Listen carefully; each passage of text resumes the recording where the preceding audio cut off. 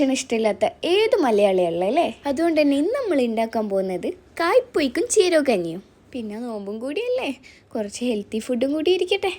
നമുക്ക് ആദ്യം കഞ്ഞി എങ്ങനെ ഉണ്ടാക്കാൻ നോക്കാം. ഇതിനു വേണ്ടി ഞാൻ 1 കപ്പ് കഞ്ഞീൻ്റെ അരിയാണ് എടുത്ത് അത് നല്ലോണം കഴുകി വൃത്തിയാക്കി ഇതേപോലെ വൈറ്റ് കളറാകുന്നവരെ നല്ലോണം കഴുകിയെടുക്കുക. ഇനി ഒരു പാത്രത്തിൽ കുറച്ച് വെള്ളം ഒഴിച്ചിട്ട് ഈ കഴുകി വെച്ച അരിയെല്ലാം അതിലേക്ക് ഇട്ടിട്ട് മൂടി വെക്കുക. എന്നിട്ട് അതൊന്ന് പതഞ്ഞ് വന്നാൽ മൂടി എടുത്തിട്ട് കയ്യിലുകൊണ്ട് നല്ലോണം ഇളക്കി കൊടുക്കുക. ഇതൊന്ന് കുക്കായി വന്നാൽ അവിടെ നിന്ന് വെന്തോട്ടെ. നമുക്ക് അത് നേരം കൊണ്ടുപോയിട്ട് തേങ്ങേൻ്റെ അരപ്പ് നോക്കാം. അതിന് വേണ്ടിയിട്ട് മിക്സിൻ്റെ ജാറിലേക്ക് 1/2 കപ്പ് തേങ്ങയും 1 ടീസ്പൂൺ ചെറിയ ജീരകവും 3-4 ചെറിയുള്ളി കൂടി ഇട്ട് കുറച്ച് വെള്ളം ഒഴിച്ചിട്ട് നമ്മൾ തേങ്ങ നല്ലോണം അരച്ചെടുക്കുക. ഇതേപോലെ അരച്ചെടുക്കണം. ആ ടൈം കൊണ്ട് നമ്മളെ കഞ്ഞി ഓൾമോസ്റ്റ് വെന്ത് കഴിഞ്ഞിട്ടുണ്ടാവും. എന്നിട്ട് ഈ അരപ്പ് അതിലേക്ക് ചേർത്തിട്ട് നല്ലോണം ഇളക്കി കൊടുക്കുക. അതൊന്ന് പതച്ച് വന്നാൽ 1 ടീസ്പൂൺ ഉപ്പും കൂടി ചേർത്തിട്ട് പതച്ചാൽ ഫ്ലെയിം ഓഫ് ചെയ്യാം. അങ്ങനെ കഞ്ഞിയുടെ റെഡിയായി. ഇനി നമുക്ക് കായ്പൊയ്ക്കിൻ്റെ പ്രിപ്പറേഷൻ നോക്കാം. ഇതിനു വേണ്ടി ഞാനിവിടെ 2 വലിയ പച്ചക്കായാണ് എടുത്തത്. അത് ഇതേപോലെ നല്ലോണം കട്ട് ചെയ്തിട്ട് പീൽ ചെയ്യണം. തോല് മേലുഭാഗങ്ങൾ നല്ലോണം പീൽ ചെയ്തെടുക്കണം. ഫുള്ളായിട്ട് പീൽ ചെയ്തെടുക്കണ്ട, അതിൻ്റെ ഒരു ഹാഫ് പോർഷൻ നമുക്ക് പീൽ ചെയ്തെടുത്താൽ മതിയാവും. ഏകദേശം ഈ വീഡിയോയിൽ കാണുന്ന പോലെ ഇതേപോലെ വേണം നമ്മൾ പീൽ ചെയ്തെടുക്കാൻ. ഇനി നമുക്കിത് കുറച്ച് വലിയ കഷ്ണങ്ങളാക്കിയിട്ട് അരിഞ്ഞിടണം. ഞാനിവിടെ എങ്ങനെയാണ് ചെയ്തതെന്ന് വെച്ചാൽ, ഒരു കായ എടുത്ത് അതിൻ്റെ നേർ പകുതി മുറിച്ചിട്ട് അതിൻ്റെ നടുവ് കൂടി ഒരു മുറി കൂടി മുറിച്ചിട്ട് ഇതേപോലെ കുറച്ച് വലിയ കഷ്ണങ്ങളാക്കിയിട്ട് അരിഞ്ഞിട്ടെടുത്ത്. പച്ചക്കായ്ക്കുള്ള പ്രത്യേകത എന്ന് വെച്ചാൽ അതിൻ്റെ കറ പോകാൻ കുറച്ച് പണിയാണ്. അപ്പോൾ അതിന് നമുക്ക് കുറച്ച് വെള്ളം ഒഴിച്ചിട്ട് അതിൽ കുറച്ച് മഞ്ഞൾ കൂടി ഇട്ടിട്ട് കുറച്ച് നേരം റെസ്റ്റ് ചെയ്യാൻ വെച്ചാൽ ആ കറയെല്ലാം നമുക്കിങ്ങനെ ഇളകി കിട്ടും.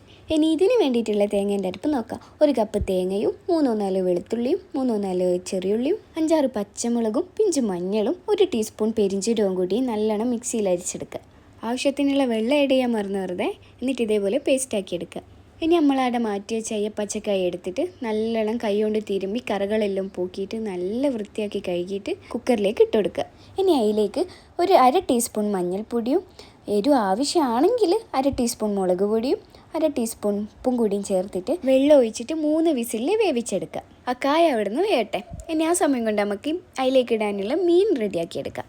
അതിന് വേണ്ടിയിട്ട് ഒരു പാത്രത്തിൽ കുറച്ച് വെള്ളം ഒഴിച്ചിട്ട് മീൻ അതിലേക്ക് വെച്ച് കൊടുത്തിട്ട് 1/2 ടീസ്പൂൺ മഞ്ഞളും 1/2 ടീസ്പൂൺ ഉപ്പും കൂടി ഇട്ടിട്ട് ആ വെള്ളം വറ്റുന്നവരെ വേവിച്ചെടുത്താൽ മീനും ഇവിടെ വെന്ത് റെഡിയായി.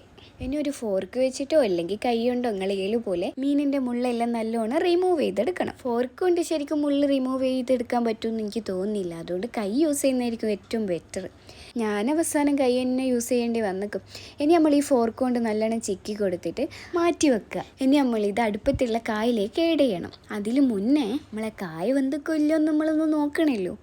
അപ്പോൾ അതിന് വേണ്ടിയിട്ട് ഒരു പീസ് കായ എടുത്തിട്ട് കൈ കൊണ്ട് മെല്ലെ ഒന്ന് ഞെക്കി നോക്കിയാൽ നിങ്ങൾക്ക് ഏകദേശം ഒരു ഐഡിയ കിട്ടും വെന്തിനോ ഇല്ലയോ എന്ന്. ഇനി വെന്ത് കഴിഞ്ഞാൽ ആ കയ്യിലെടുത്തിട്ട് നല്ലോണം ഉടച്ചു കൊടുക്കുക. ഇനി ഉടഞ്ഞൊരു പരിവായാൽ നമ്മൾ നേരത്തെ മാറ്റി വെച്ച മീനില്ലേ അതും കൂടി അതിലേക്ക് ഇട്ടിട്ട് നല്ലോണം ഒന്നുകൂടി ഉടച്ചെടുക്കുക. ഇനി രണ്ടും കൂടി മിക്സായി നല്ല ഉടഞ്ഞ് നല്ല പരിവായി വന്നാൽ നമ്മൾ നേരത്തെ അരച്ച് വെച്ച തേങ്ങയില്ലേ അതും കൂടി ഇതിലേക്ക് ആഡ് ചെയ്ത് കൊടുക്കണം.